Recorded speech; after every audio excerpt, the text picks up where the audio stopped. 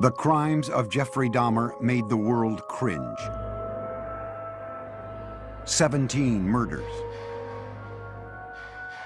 cannibalism, sex with the dead. A man who made his Milwaukee apartment into a violent and erotic death chamber.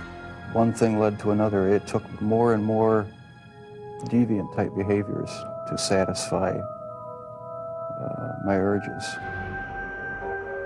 Dahmer even tried to create living sex zombies by injecting acid into their brains. Jeffrey Dahmer, it seemed, was as close to raw evil as the world had ever known. Jeffrey thought he was the devil. Jeffrey thought he was so evil that he was equal to the devil.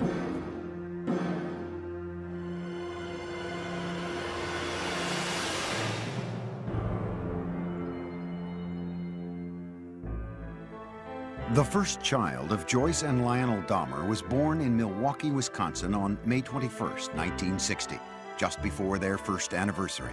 His name was Jeffrey. It was a very happy time when Jeff was first born, and for a couple of months it was like everything was brand new and very, very enjoyable and happy, looking forward to the future.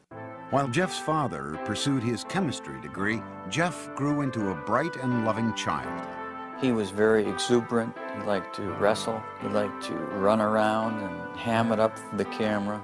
And he liked to play with kids. He liked to get together with them. And he was very outgoing. Jeff was also an extremely curious child. He seemed to want to play with things and feel things and get to know their texture, and he seemed to be very much in tune with what's around him. He just wanted to know what was going on. He had a fascination with animals as a youngster. Once, 4-year-old Jeff watched his father collect the bones of small animals that had died under the house. I brought him out, put him in a metal pail just to collect them all in one place, and they dropped in with sort of a clanking noise, and Jeff seemed kind of interested in that noise, and he took a hold and let them drop down in too. You know, in retrospect, everything looks grim and dark and sinister. You know, like, could that be the start of something evil? Well, I have to admit, it's simply just the curiosity of a child. Lionel finished his schooling with a PhD in chemistry. The family moved to Ohio, relocating 3 times before settling down on a nearly 2-acre wooded lot in the town of Bath, an hour's drive south of Cleveland. It was then that Lionel began to notice the previously gregarious Jeff had become shy and withdrawn. He seemed to be awkward socially and just didn't feel comfortable. To take his mind off the move, 7-year-old Jeff was given a dog, Frisky, whom he loved dearly. With people that he knew or his new pet, the next-door neighbor boy, he was very relaxed. But there was this shyness and feeling of inferiority that we were concerned about at that time. What the Dahmers thought their son needed was to feel more involved, so they let Jeff choose the name of their second son. Jeff named his brother David. Lionel also encouraged his son to participate in activities that would include contact with other kids. What we were trying to do was to involve Jeff with activities with the thought that involvement would lead to human involvement, a forced, almost, interaction. And on the weekends, father and son planted gardens and raised sheep for competition in 4-H fairs. To commemorate their gardening days, young Jeff gave his father a handmade card with a poem. There's a picture of me eating an ear of corn on the front, and Jeff says, "The squash and the pumpkins can never compare to the kind of dad who has curly hair." And it says, "This poem is from Jeff, and I love you to death." When Jeff was 10, his mother was hospitalized and treated for anxiety. From there, his parents' marriage began to fail. Jeff's fascination with nature and small animals continued into his teenage years, when he became curious about what they looked like on the inside. For specimens, he collected roadkill. Riding around the country roads in Bath, carrying garbage bags, Jeff searched for carcasses. Jeff brought the roadkill he found into the backyard of the house, and there in the secrecy of the woods, he dissected the animals. I really have become convinced that that was sort of the starting point in this downward spiral of his. And it was associated with his puberty. And when you have hormones kicking into this terrible mixture, what he's doing, he's investigating insides of animals. And his sexuality was developing at the same time. Teenage Jeff was discovering that he felt sexually attracted only to men. But the thoughts of sex with men became interlocked with fantasies of killing another man and dismemberment. The fantasies excited him, but they were unspeakable. I think it was around age 14 or 15. Started having obsessive thoughts of violence intermingled with sex. And it just got worse and worse. I didn't know how to tell anyone about it, so I didn't. I just kept it all inside. The fantasies included lying next to an unconscious man. For the first time, Jeff's fantasies crossed the line from his mind into action. He devised a plan. He would knock out a local jogger with a bat and lie next to him. On the day he opted to wait for his victim, the jogger didn't run by. He never attempted the clubbing a second time. As he entered high school, his sexual fantasies traumatized him. To escape, he began drinking. On the way to classes in the morning, he would fill up a cup with hard liquor at a friend's house. And I remember sitting next to him in a first period, I believe, history class, and he had a styrofoam cup of scotch, I believe it was scotch. I remember saying, "Jeff, what is that?" And he threw his head back and he shook it and he said, "It's my medicine." But clearly he was getting drunk at 8 o'clock in the morning. At home, Jeff was watching his parents' marriage dissolve. When their bickering escalated to open fighting, he retreated to the forested backyard, slapping tree trunks with sticks. I'd leave the house, go out in the woods and sulk, brooding, wondering why they had to have such a rough relationship. He remained aloof with few interests and no close friendships, but he still seemed to have a sense of humor. On the high school tennis team, Jeff spent most of his time goofing around rather than playing a serious game. But more often than not, the jokes were at Jeff's expense. He gained a reputation as the class clown. Acting out in a bizarre or unexpected manner became known at his school as, quote, doing a Dahmer. All of a sudden you'd be walking down the hall and you'd hear someone yelling and hollering and running through the hallway, and it's Jeff Dahmer in the middle of the day, running, flapping his arms, yelling, hurricane drill, everybody hide.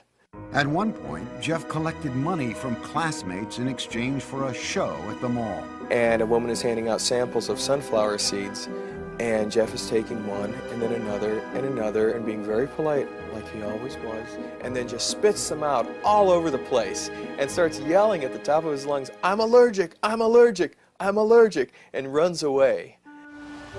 During his junior year, Jeff went along on a school-sponsored trip to Washington, D.C. And Jeff said, "I have an idea, let's go see the vice president."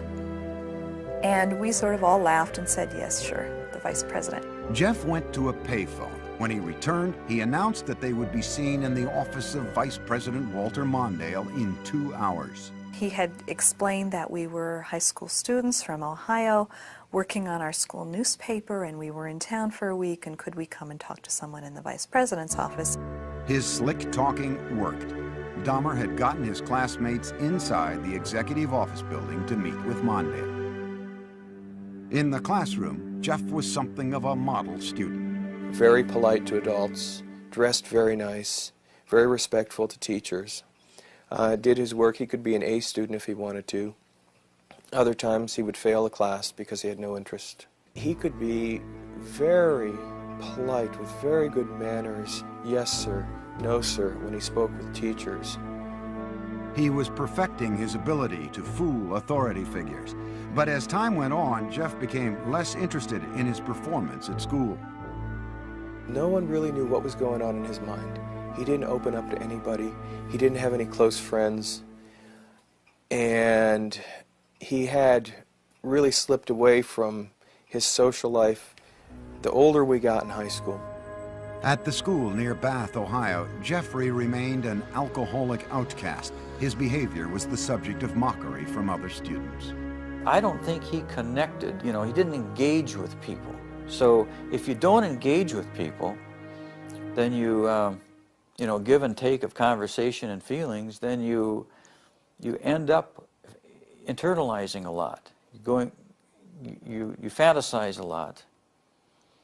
And then the next step is to think that some of those fantasies may be real. A step Jeff was ready to make. He would kill his first victim just after high school graduation. For Jeffrey Dahmer, the summer of 1978 started with high school graduation. It would be downhill from there. His parents, after years of open and bitter fighting, divorced. Jeffrey's father, Lionel, moved out of the family house in Bath, Ohio, and into this nearby motel. Unbeknownst to Lionel, Jeff's mother took younger brother David and moved to Wisconsin. Jeffrey found himself home alone. Jeffrey was 18, and like most teens his age, he had active sexual fantasies. But Jeffrey's deviated from the norm to include thoughts of killing his lover. Now the isolation of the empty family home gave him the opportunity to act out those fantasies. Just weeks after graduation, Jeffrey picked up a hitchhiker along the road. It was 18-year-old Stephen Hicks. I wish I just kept on going, but I didn't. Turned around, picked him up, and that's when the nightmare became a reality. Jeffrey invited Hicks back to the house. They drank beers and spent a couple of hours just hanging out. Then Hicks said he had to go, but Jeffrey didn't want to be alone. He attacked Hicks, knocking him out with a barbell, and then he strangled him. Dahmer had fulfilled his fantasy, but he was lucid enough to know that he had committed a murder. He quickly began to hide the evidence. He dismembered Hicks' body with a knife, a skill he had practiced as a younger teen with roadkill. He put the pieces into trash bags and loaded them into his car in the middle of the night. He was heading for a dump site when he was pulled over by the police for drifting across the center line. The officers asked Jeff what was in the bags and why he was out so late. Jeff was trapped for the first time, but he was ready with a lie. He coolly told the cops he was troubled by his parents' divorce and couldn't sleep, so he thought a trip to the dump would take his mind off things. The police let him go with a ticket. Jeff returned home, racked with guilt over the murder. He stashed the bones of Stephen Hicks under the house for 2 weeks. Then he smashed them to bits with a sledgehammer. Behind the house, Jeff spun in a circle, tossing the fragments among the leaves and brush. In August, Jeffrey's father stopped by the house. I said, "Where is your mother? Where's Dave?" And he said, "They're gone." I said, "Well, what do you mean? They're gone, they've left." Jeff's father moved back into the house. He encouraged Jeff to find a job. But Jeff wasn't interested. He spent his days drinking, even getting himself arrested for public intoxication. Lionel took his son to Alcoholics Anonymous meetings and psychological counseling sessions. They had little impact. Nothing could erase the violence and terror his first murder had imprinted on his mind. Only the alcohol seemed to provide relief. By the end of the summer, Jeff was still jobless, so Lionel suggested an alternative: college. He enrolled Jeff at Ohio State. But Jeff spent the entire first quarter in a drunken stupor, selling his blood to plasma centers and spending the money on beer. Predictably, Dahmer flunked out and returned home. I said, "Jeff, the doors are closing.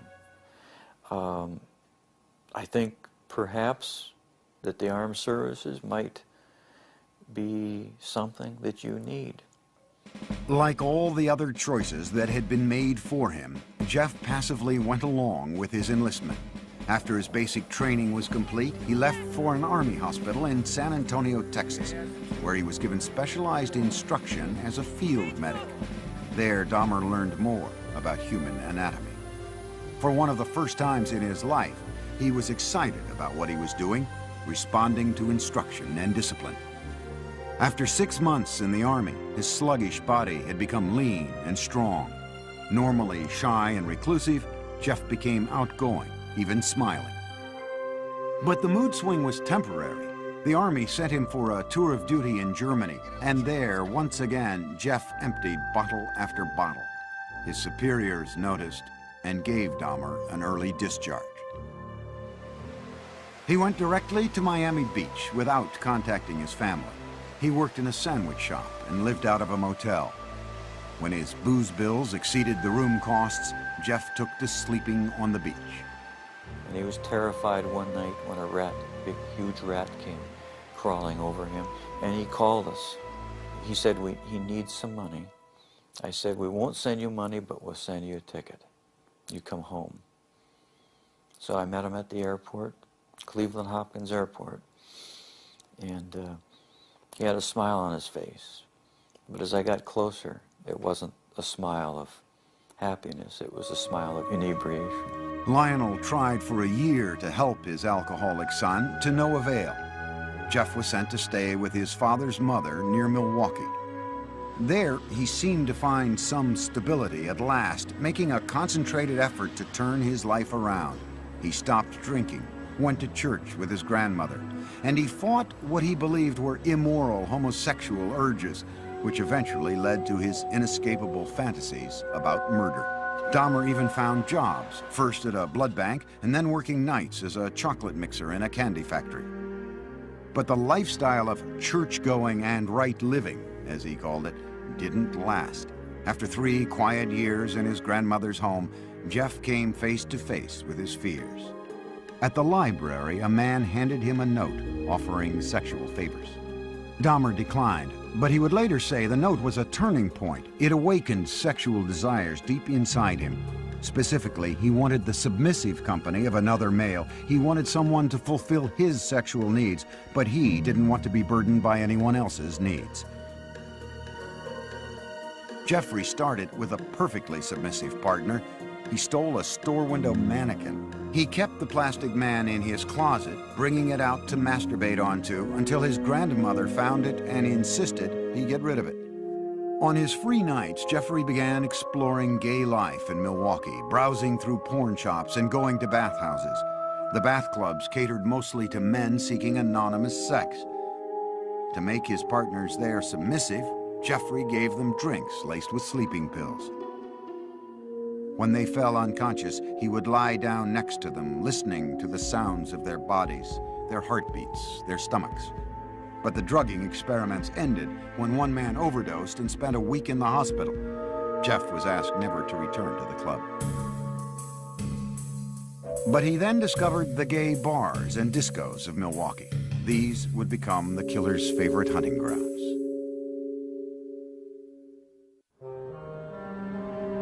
By his late 20s, Jeffrey Dahmer was settled in Milwaukee, living at his grandmother's and prowling the city's gay scene. No one suspected that this reclusive loner with boyish good looks was on his way to becoming a psychopathic serial killer. He did take pleasure in the fact that he was in control of his own little world, that nobody knew what was going on, that he was the master of it. Dahmer could fit in with any group, and you wouldn't say, oh, he must be crazy, or he must be a killer. That's why he was so successful.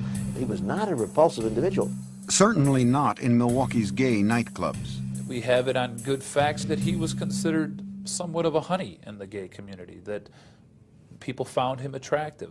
Several people told us that he was the kind of guy that you wanted to take care of, you wanted to baby him. But Dahmer had very specific requirements for his men. He chose a body style. He liked long, lean, smooth, muscular body styles, and it didn't matter if they were black, white, yellow, red, or brown.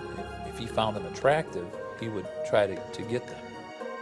In November 1987, Dahmer met 25-year-old Steve Toomey at a downtown club called 219.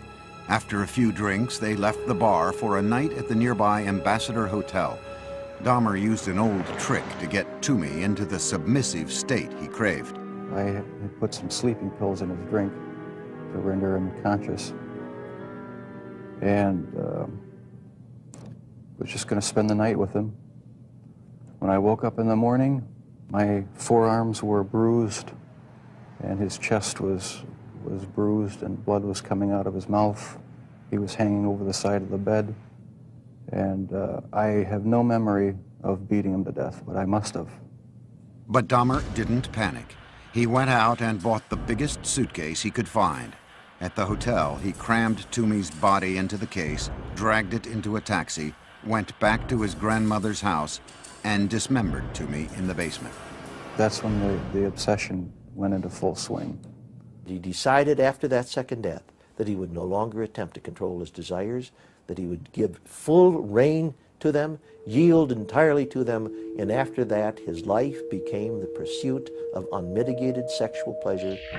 Dahmer now decided to pursue his fantasies of ultimate control.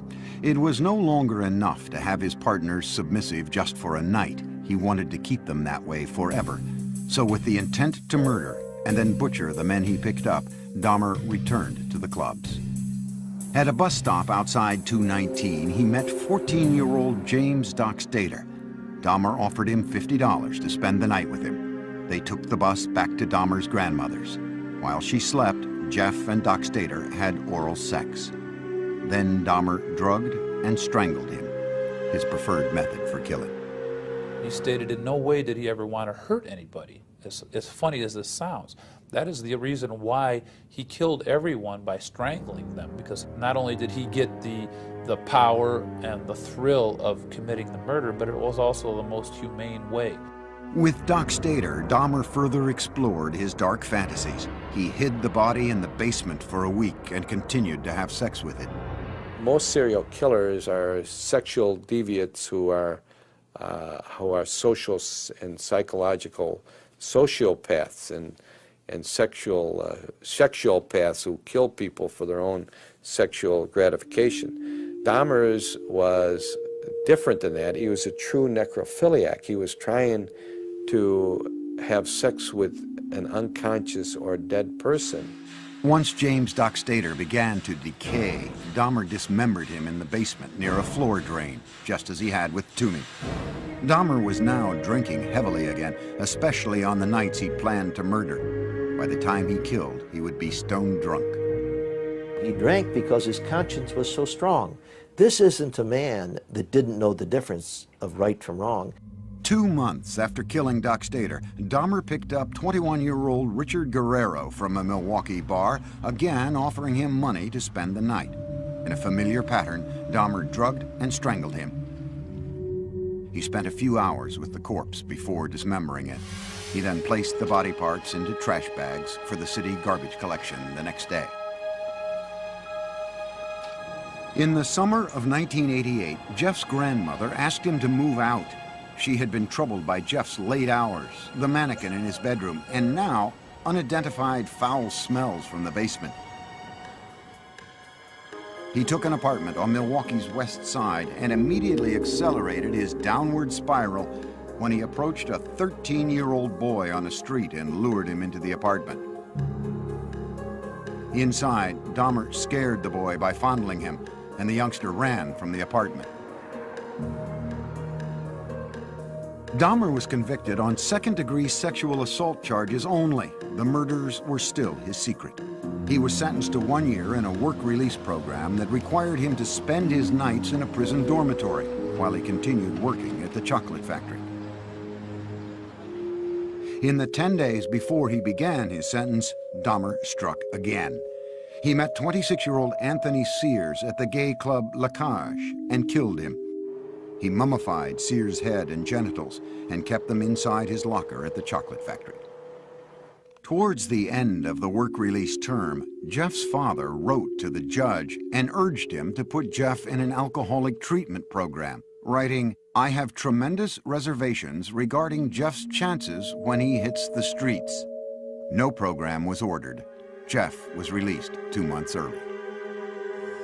He moved into another low-income neighborhood in Milwaukee. The rent at the Oxford Apartments was cheap, and the location was close to the gay clubs. On his own again, he was free to feed his relentless sexual urges. Within 3 weeks of his release, Dahmer began a 1-year killing frenzy. He would leave 13 more families, most of them African American, searching for loved ones who had simply disappeared. The police, too, searched in vain. Once Jeff started on his killing spree, all of his financial resources, all of his time, money, effort, desires, emotions, thoughts went into his secret world of killing people and keeping them with him. Many times he talked about trying to fight it, even after he had killed a couple people, saying how he wasn't going to do it again, but within a month he would be back out at the bar stalking. One victim almost got away. Dahmer had drugged 14-year-old Konorak Synthesomphone, the brother of the boy Dahmer had been jailed for molesting the year before. As Konorak slept, Dahmer went out to buy more liquor. But while he was gone, the teen woke up. He staggered out into the street naked. A concerned neighbor called 911. Milwaukee Emergency Operator 71. Okay, hi. I'm on 25th and State, and this is young man. He is butt naked. He has been beaten up. He is very bruised up. He can't stand. He's study fall out. He is butt naked. He has no clothes on. He was really hurt. Police arrived. By this time, Dahmer had returned from his beer run. As he had with police in Bath, Ohio after his first killing, Dahmer smoothly lied. He told police that Konorak was his gay lover who simply had too much to drink. He brought the cops into his apartment and showed them Polaroids he'd taken of the teen, proof, he said, of their relationship. The police believed the 14-year-old was of legal age and left him behind with Dahmer. They wrote the incident off as a lover's quarrel. Again, Dahmer had been slippery enough to keep his killings a secret. As soon as the cops left, he murdered the boy. Inside Dahmer's apartment, the bodies began to pile up. So he bought a 57-gallon drum and filled it with a powerful acid to dissolve the dismembered limbs and torsos. After weeks in the acid, the remains of Dahmer's would-be lovers became sludge, which he flushed down the toilet or the bathtub drain. For others, Jeffrey boiled the skin off their bones on the stove. A sweet, bitter odor of death began to infest the building, and many tenants traced the smells straight to Dahmer's door. It's awful funny. Whatever Jeff was cooking, Jeff never bought no groceries. So what could he have been cooking that smelled like chitlins? Chitlins have a very peculiar, nasty odor to them, you know. Dahmer was pathologically lonesome, not wanting his sexual partners to leave him even after death. He took keepsake photos while removing their flesh and then preserved certain parts. And one thing led to another. It took more and more deviant type behaviors to satisfy my urges. He devised a plan to build a shrine out of skeletons and skulls, but he was still in search of the perfect partner, one who was completely submissive but alive and not prone to decay. On a few still living victims, Dahmer used a power drill to open small holes in their skulls. Then he injected acid into their brains. According to Dahmer, none of his experimental zombies lived longer than a day. And in perhaps the ultimate effort to keep his victims with him, Dahmer began eating their flesh. It made me feel like they were a permanent part of me. Besides the just mere curiosity of what it would be like, it made them feel that they were a part of me, and it gave me a sexual satisfaction to do that. Throughout this year of ruthless killing, Dahmer still appeared outwardly normal. In this video, taken at his grandmother's house on Thanksgiving, Dahmer talked calmly with his father.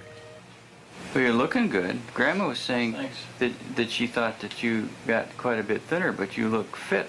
I don't know. Well, I've been surviving mostly on McDonald's food. It's just so much easier just to pop into a restaurant. But yeah, like I've said before, it gets too expensive, and it does. I have to start eating at home more. It's amazing how he could sit there and appear like he's, you know, clean cut, nice jacket on, and talking very hopefully about his job, intelligent. It's amazing how much a human being can hide from another human being. But careful as he was, Jeffrey Dahmer was about to run out of good lies. In July 1991, the city of Milwaukee discovered a serial killer, 31-year-old Jeffrey Dahmer. One man, Tracy Edwards, had managed to escape from the horrors of Dahmer's apartment and flag down a passing patrol car. When the officers entered the apartment, they found 83 Polaroids of bodies in various stages of dismemberment. There were more shocking discoveries in the kitchen. There were 4 fully enfleshed skulls still there, sitting in a refrigerator. One of the officers said he opened the icebox. He heard a scream. It was only later that he realized that it was he himself who had screamed. TV news cameras rolled as what was left of the victims was carried out. The 57-gallon drum filled with the torsos of 3 men. A freezer with dismembered limbs and flesh. Metal cooking pots with mummified hands and genitals. This time, there was no lie Dahmer could tell to save himself. He was walking in a pretty defeated manner. His shoulders were hunched, his head was down, he was sweating profusely. He kind of had a faint, kind of a whining, like a baby crying noise about him. At the police station, detectives began a marathon interview with the suspected killer. Dahmer at first blamed the booze instead of himself, saying he wouldn't have been caught if he hadn't been so drunk. But Dahmer was now clearly scared.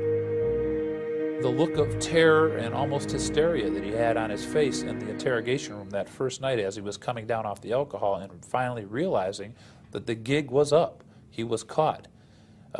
He did cry several times.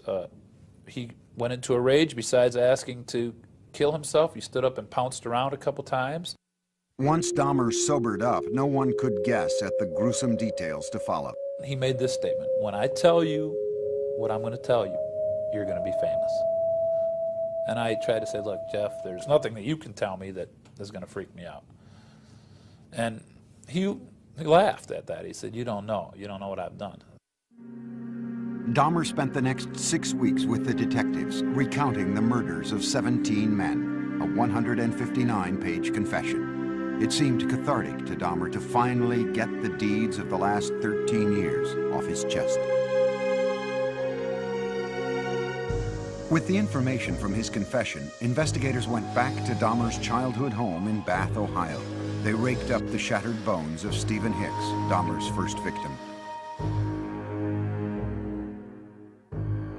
The Milwaukee County coroner started matching skulls with torsos, and the police began the sad task of notifying families. Dahmer pleaded guilty but insane. The issue of his sanity would be the sole question before the jury. You know immediately that it's going to be probably an insanity defense. What can you argue? You can't claim self-defense. You can't say you don't know how those bodies got there. Wisconsin had no death penalty, so if the jury found him sane, he would spend the rest of his life in prison. If they found him insane, he would be imprisoned in a mental facility. Dahmer himself couldn't understand why he enjoyed fantasizing about murder. Jeffrey thought he was the devil. Jeffrey thought he was so evil that he was equal to the devil. And he knew there was something wrong with him, but he didn't know what it was, but he never categorized himself as being insane. The man who entered the Milwaukee County courtroom in January 1992 appeared completely normal until the words of his confession were read in court by Lieutenant Dennis Murphy. He related this was a person he really liked. He indicated that he had filleted his heart and kept it in the freezer, and he also kept his bicep. He indicated that he had eaten the thigh muscle of this subject, but it was so tough he could hardly chew it. He then purchased a meat tenderizer and used it on the bicep. Dahmer's father, Lionel, sat in the courtroom beside his second wife, Sherry, stunned by what he heard. No one softened the blow for us. No one told us, no one prepared us with any of these details. How could this be? How could I have not known about it? Dahmer's crimes seemed to be devastating proof of insanity. What else could explain the actions of a man who had sex with the dead, dismembered their bodies, preserved their skulls, and ate their flesh, all for sexual gratification? But the law has a very strict interpretation of insanity. Dahmer's defense team had to prove two things. One, that he indeed suffered from a mental disease, and that it kept him from knowing right from wrong. Necrophilia, a compulsion to have sex with the dead, is recognized as a sexual disorder, but it does not make one legally insane. He argued that the necrophilic drive was such that he could not control it. But we don't accept that in the United States as a defense, no more than we accept a pedophilic drive of the man who wants to have sex with children.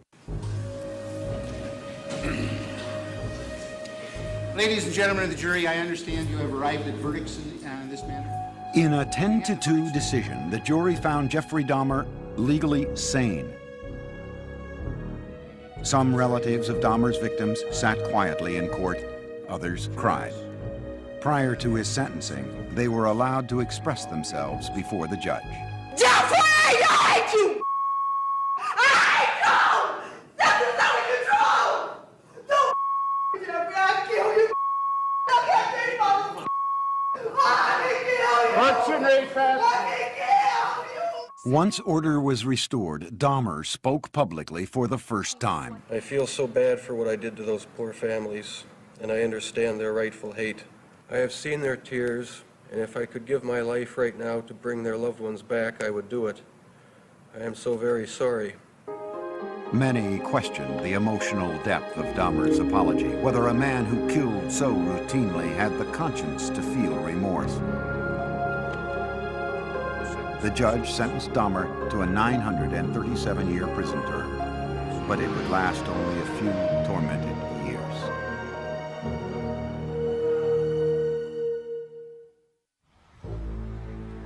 Jeffrey Dahmer's final home was the Columbia Correctional Institution in Portage, Wisconsin.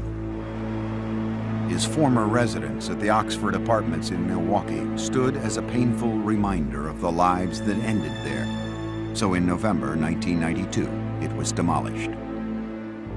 In his prison cell at the age of 32, Dahmer's life became a conflicted introspection, trying to sort out the blame for his killing nature and seeking divine forgiveness for it. He had spent time in church as a boy and with his grandmother as an adult, but had lost his religion during the murder spree. Dahmer placed the blame for the murders on his atheistic beliefs and the theory of evolution. He said, if it all happens naturalistically, what's the need for a God? Can't I set my own rules? Who owns me?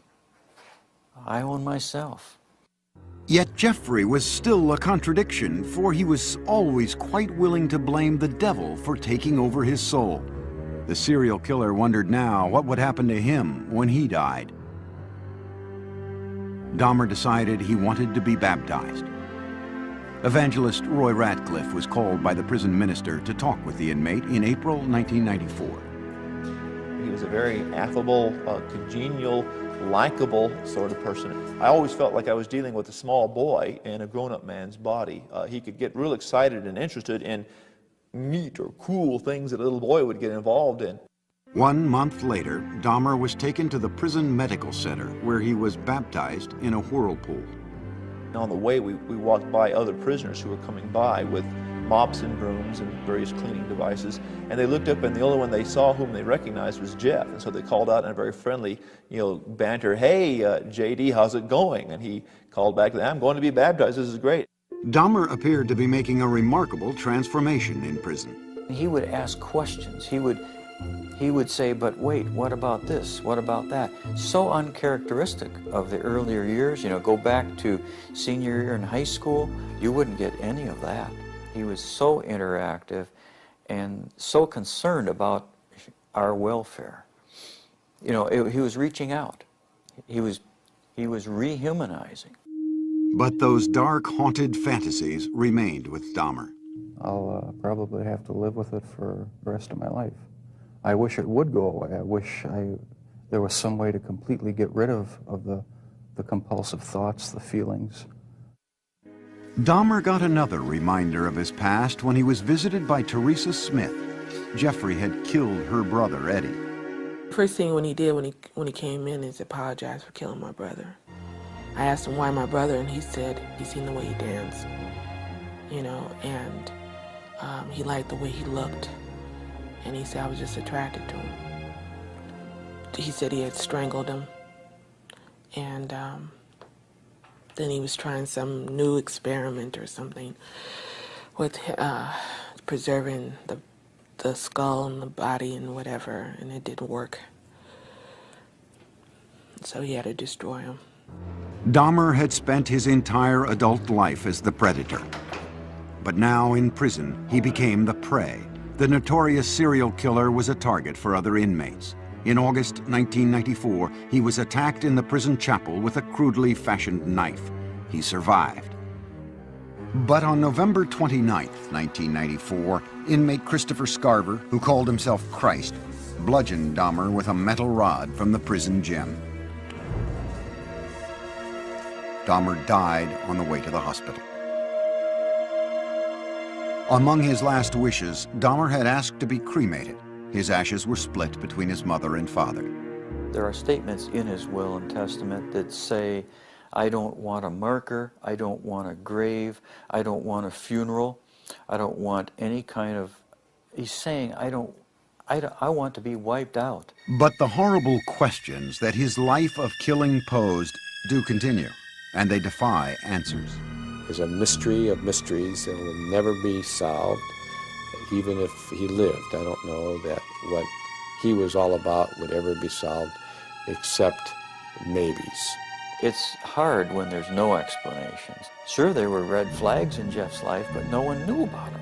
He was so secretive and so careful.